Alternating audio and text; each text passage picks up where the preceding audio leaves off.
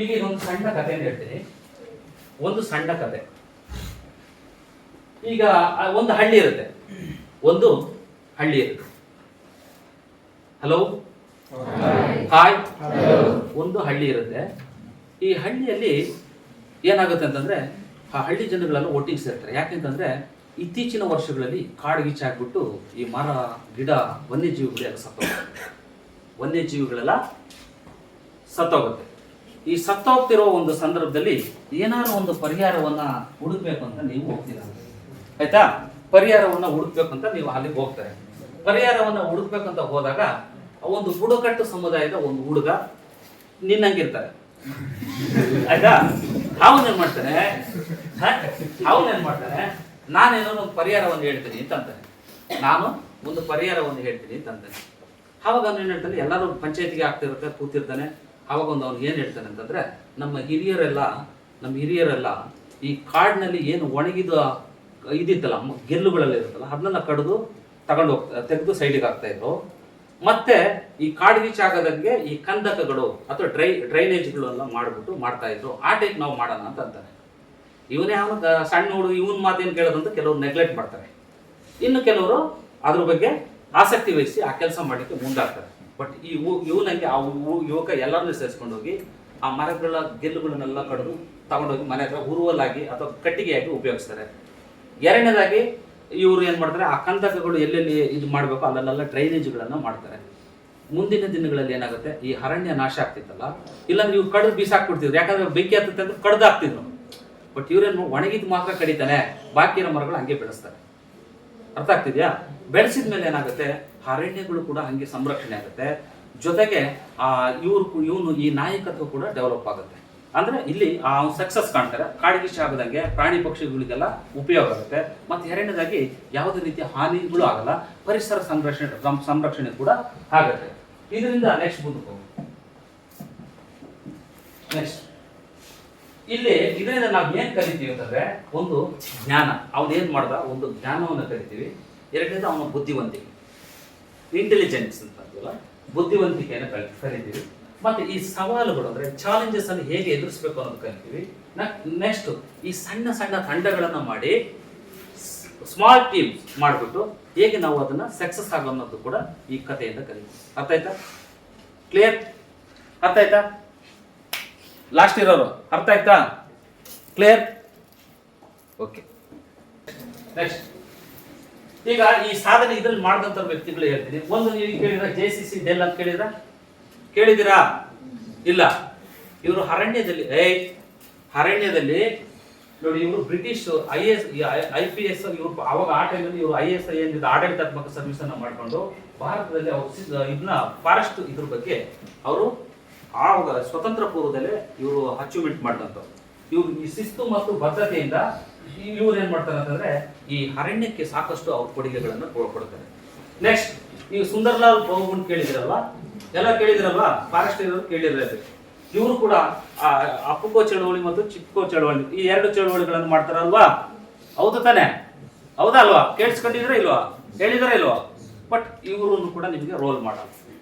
ಮೂರನೇದು, ಈ ಕೇರಳದ ಸಂಶೋಧನಾ ಇದರಲ್ಲಿ ಕೆಲವು ವನ್ಯಜೀವಿಗಳನ್ನು ಸಂರಕ್ಷಣೆ ಮಾಡುವಂಥದ್ದು, ಮತ್ತೆ ಕಾಡುಗಳನ್ನು ಉಳಿಸುವಂಥದ್ದು, ಮತ್ತೆ ಅರಣ್ಯ ನಾಶ ಆಗದಂತೆ ಈಗಲೂ ಕೂಡ ಮಾಡ್ತಾ ಇದ್ದಾರೆ.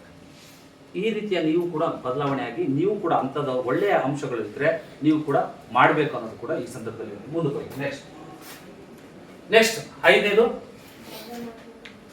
ಭಾವನಾತ್ಮಕ ಬುದ್ಧಿಮತ್ತೆ ಅಂತಂದ್ರೆ, ಈಗ ನೀವು ಕೆಲಸದ ಒಂದು ಸಮಯದಲ್ಲಿ ಒಂದು ಈಗ ನಿಮ್ಮ ಮಕ್ಕಳು ಕುಟುಂಬಗಳನ್ನ ಬಿಟ್ಟು ನೀವು ಕೆಲಸ ಮಾಡ್ಬೇಕಾಗತ್ತೆ. ಅಂತ ಸಂದರ್ಭದಲ್ಲಿ ಒಬ್ಬ ಕಾಡಿನಲ್ಲಿ ಇದ್ದಾಗ ಅವಾಗ ಮಕ್ಳು ಏನ್ ಮಾಡ್ತಾರೋ ಇದೇನ್ ಮಾಡ್ತಾರೋ ಅನ್ನೋದು ಆ ಟೈಮ್ನಲ್ಲಿ ನೀವು ಯೋಚನೆ ಮಾಡ್ಬೋದು. ಕೆಲಸಗಳಿಗೆ ಫಸ್ಟ್ ಹೊಣೆಗಾರಿಕೆ ಇರೋದ್ರಿಂದ ಇಮಿಡಿಯೇಟ್ಲಿ ಮಾಡಬೇಕು. ಬಟ್ ನೀವು ಕಮ್ಯುನಿಕೇಟ್ ಮಾಡಬೇಕು. ಬಟ್ ಫಸ್ಟ್ ಕೆಲಸಕ್ಕೆ ಒತ್ತಡವನ್ನು ಅಥವಾ ಮಹತ್ವವನ್ನು ಕೊಡಬೇಕು ಅಂತ.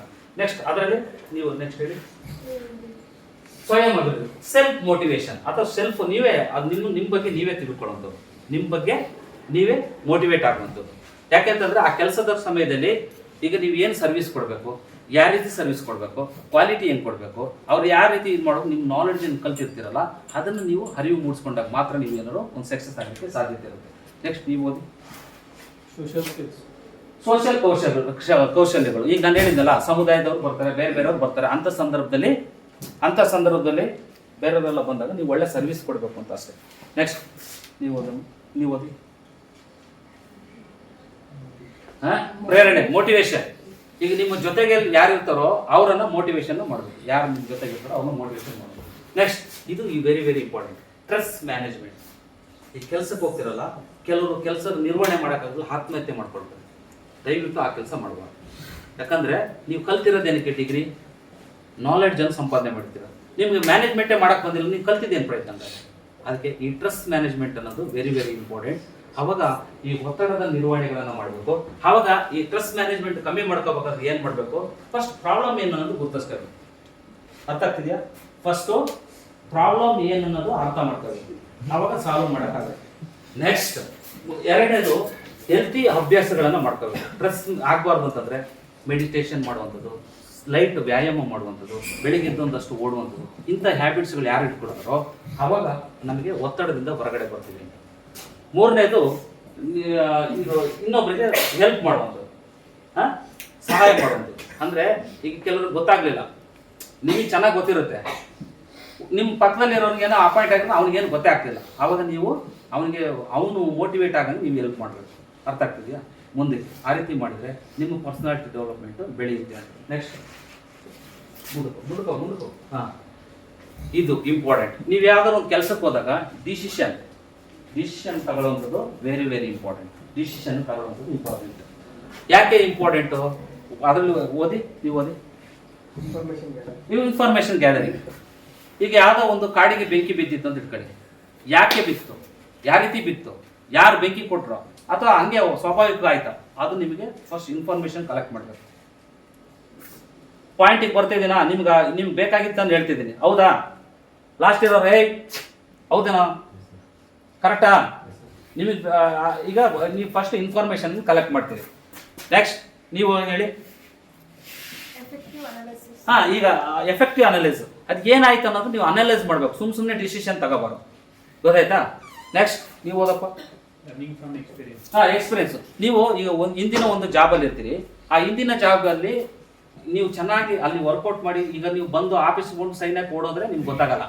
ನೀವು ಪ್ರಾಮಾಣಿಕವಾಗಿ ಕೆಲಸ ಮಾಡಿದರೆ, ಅಲ್ಲಿ ಅನುಭವವನ್ನು ಕಲ್ತಿದ್ರೆ, ನಿಮಗೆ ಅಲ್ಲಿ ಯಾವುದೇ ಒಂದು ಸಿಚುವೇಶನ್ನ ಹ್ಯಾಂಡಲ್ ಮಾಡೋಕ್ಕೆ ಗೊತ್ತಾಗುತ್ತೆ. ಆವಾಗ ಒತ್ತಡ ಆಗಲ್ಲ, ಕ್ಲಿಯರಾಗಿ ಮಾಡ್ತೀರಂತ. ನೆಕ್ಸ್ಟ್ ನೀವು ಓದಿ.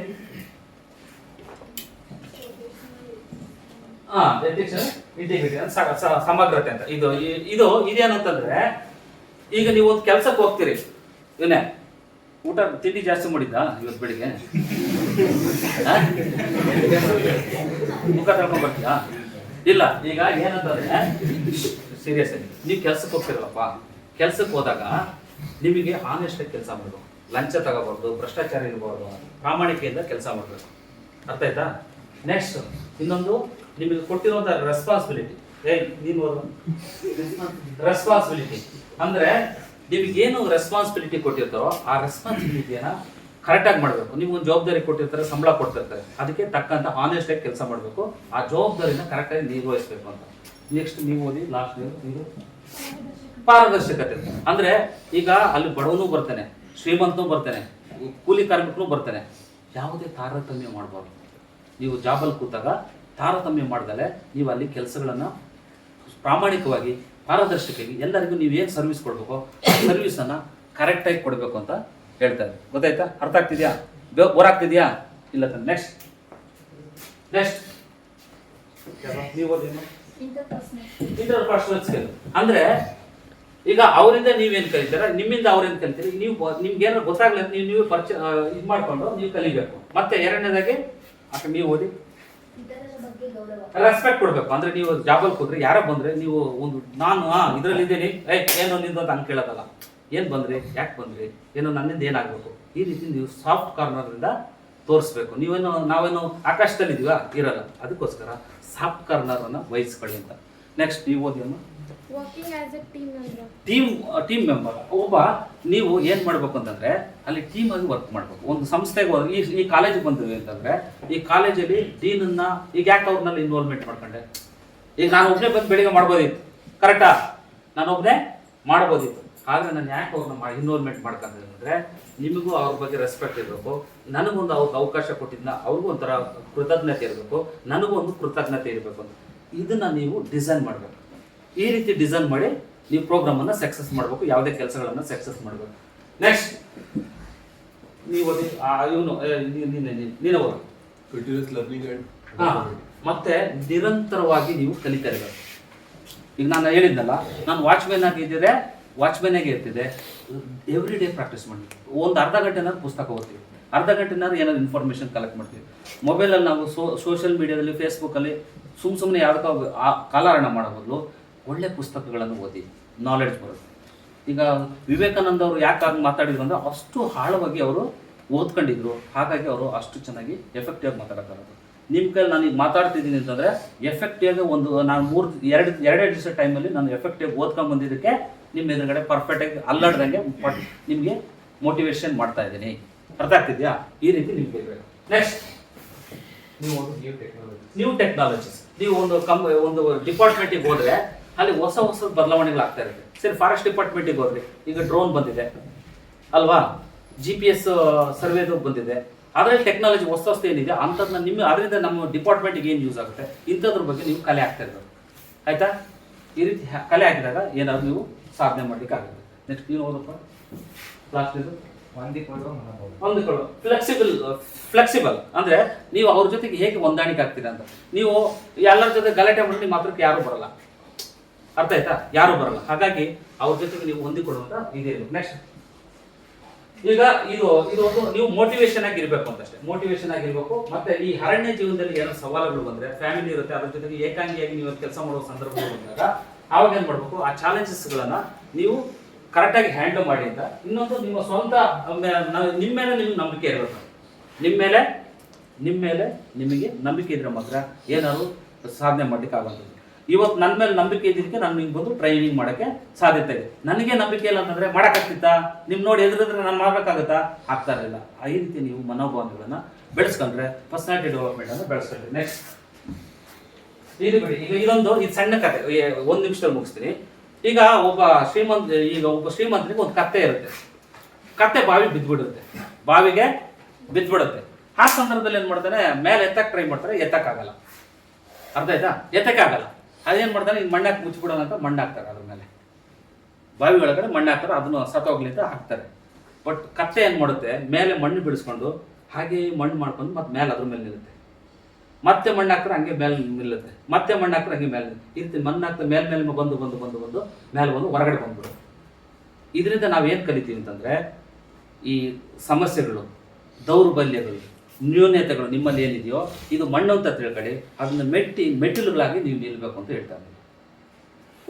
ನೀವು ಒಂದು ಡಿಪಾರ್ಟ್ಮೆಂಟಿಗೆ ಹೋದಾಗ ಅವಾಗ ಏನು ಮಾಡ್ತೀರಾ, ಆವಾಗ ನೀವು ಈ ಜ್ಞಾನ, ತಾಳ್ಮೆ, ಕೌಶಲ್ಯ, ಸ್ಕಿಲ್ಸ್, ನಾಲೆಡ್ಜ್, ಆಮೇಲೆ ಪೇಷನ್ಸ್, ಇದು 3 ಇಟ್ಕೊಂಡು ನೀವು ಕೆಲಸ ಮಾಡಿದರೆ ಈ ಕತ್ತೆ ಹೆಂಗೆ ಮೇಲೆ ಬಂತು, ಈ ಮಣ್ಣೆಲ್ಲ ಸಡಿಸ್ಕೊಂಡು ಮೇಲೆ ಬಂತು, ಆ ರೀತಿ ನೀವು ಪೇಷನ್ಸು, ತಾಳ್ಮೆ, ಕೌಶಲ್ಯಗಳನ್ನು ಇಟ್ಕೊಂಡು ನೀವು ಕೆಲಸ ಮಾಡಿದ್ರೆ ನೀವು ಕೂಡ ಆ ಡಿಪಾರ್ಟ್ಮೆಂಟಲ್ಲಿ ಸಕ್ಸಸ್ ಆಗ್ತೀರ.